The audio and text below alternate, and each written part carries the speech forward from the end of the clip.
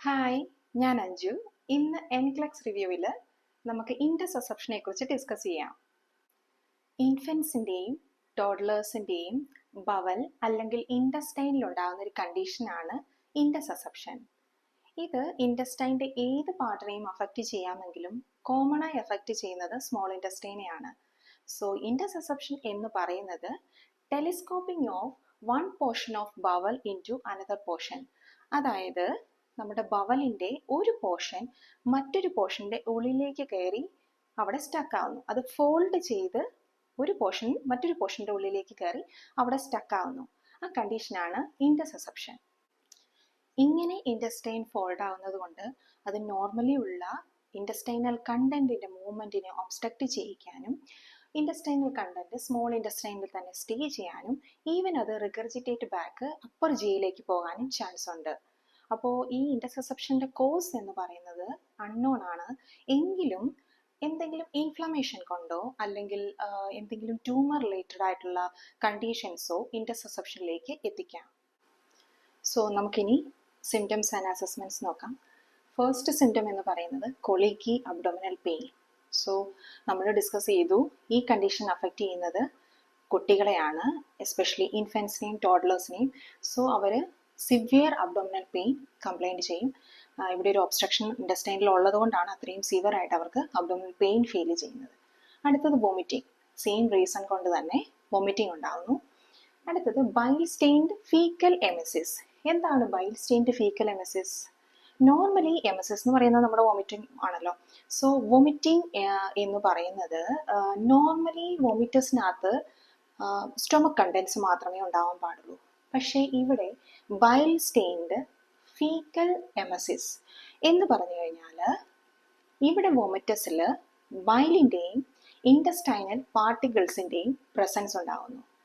അത് intestinal obstruction ഉള്ളതുകൊണ്ടും intestinal content backup ചെയ്ത് വോമിറ്റ് ചെയ്യുന്ന സമയത്ത് വോമിറ്റസിൻ്റെ കൂട്ടത്തിൽ ഈ ബൈലും ഈ സ്റ്റൂളിൻ്റെ പാർട്ടിക്കിൾസും വരാൻ ചാൻസ് ഉണ്ട്. സോ അതാണ് bile stained faecal emesis. Jelly like stool. എന്താണ് ജെല്ലി ലൈക്ക് സ്റ്റൂൾ? അതായത് ഈ ഇൻറ്റർസെപ്ഷൻ ഉണ്ടായ പാർട്ടിൽ ചെറിയ ക്യാപ്പിലറീസ് റപ്ചർ ആകാനും ചെറിയ ബ്ലീഡിങ് ഉണ്ടാവാനും ചാൻസ് ഉണ്ട്.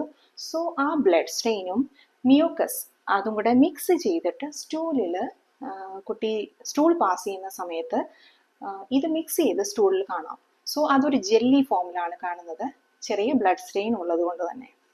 അടുത്തത് palpable sausage shaped mass in right lower quadrant. So ഇതാണ് right lower quadrant.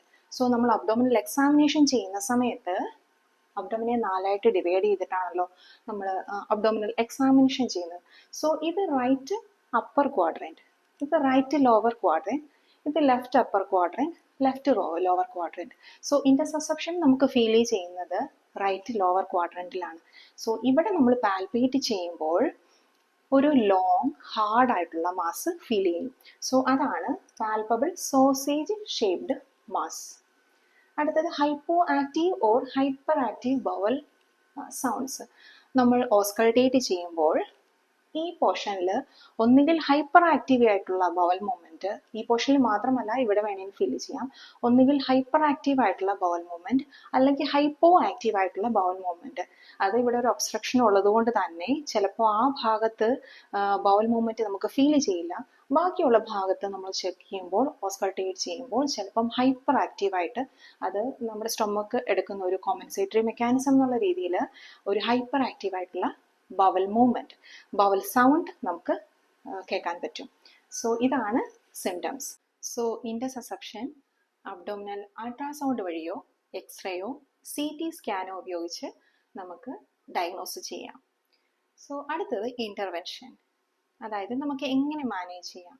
So as A nurse നമ്മൾ ഒബ്സർവ് ചെയ്യാനുള്ളത് മോണിറ്റർ ഫോർ പെർഫറേഷൻ, അതായത് ഇൻറ്റസ്റ്റൈനൽ ഒബ്സ്ട്രക്ഷൻ ഉള്ളത് കൊണ്ട് തന്നെ അവിടെ പെർഫറേഷൻ ഉണ്ടാവാനുള്ള ചാൻസ് ഉണ്ട്. സോ ആസ് എ നേഴ്സ് നമ്മളത് ഒബ്സർവ് ചെയ്യണം. സോ വൈറ്റൽസ് ഈ കേസിൽ ഒരുപാട് ഇമ്പോർട്ടൻ്റ് ആണ്. പേഷ്യൻ്റെ വൈറ്റൽ സയൻസ് നമ്മൾ ഫ്രീക്വൻ്റ് ആയിട്ട് മോണിറ്റർ ചെയ്യണം. എസ്പെഷ്യലി ഹാർട്ട് റേറ്റും BP-യും വളരെ ഇമ്പോർട്ടൻ്റ് ആണ്. കാരണം എന്തെങ്കിലും പെർഫറേഷൻ ഉണ്ടെങ്കിൽ ഇന്റേണൽ ബ്ലീഡിങ്ങിലേക്ക് അത് എത്തിക്കാം. സോ ഇന്റേണൽ ബ്ലീഡിംഗ് ഉണ്ടെങ്കിൽ BP കുറയാനും ഹാർട്ട് റേറ്റ് കൂടാനുമുള്ള ചാൻസ് ഉണ്ട്. സോ നമ്മളത് മോണിറ്റർ ചെയ്യണം. പിന്നെ ഡോക്ടേഴ്സ് ആൻറ്റിബയോട്ടിക്സ് പ്രിസ്ക്രൈബ് ചെയ്യാം. അതുപോലെ തന്നെ IV ഫ്ലൂയിഡ്സ് നമുക്ക് കൊടുക്കാം. ഡീകംപ്രഷൻ വയ NGT. സോ ഇവിടെ ഇൻറ്റസ്റ്റൈനിൽ ഒരു ഒബ്സ്ട്രക്ഷൻ ഉള്ളത് കൊണ്ട് തന്നെ ഇൻറ്റസ്റ്റൈനൽ കണ്ടന്റ് മൂവ് ചെയ്യാൻ കഴിയില്ല. സോ അത് ഡീകംപ്രഷൻ ചെയ്യാൻ വേണ്ടിയിട്ട് നമുക്കൊരു നേസോഗ്യാസ്ട്രിക് ട്യൂബ് ഇൻസേർട്ട് ചെയ്യാം.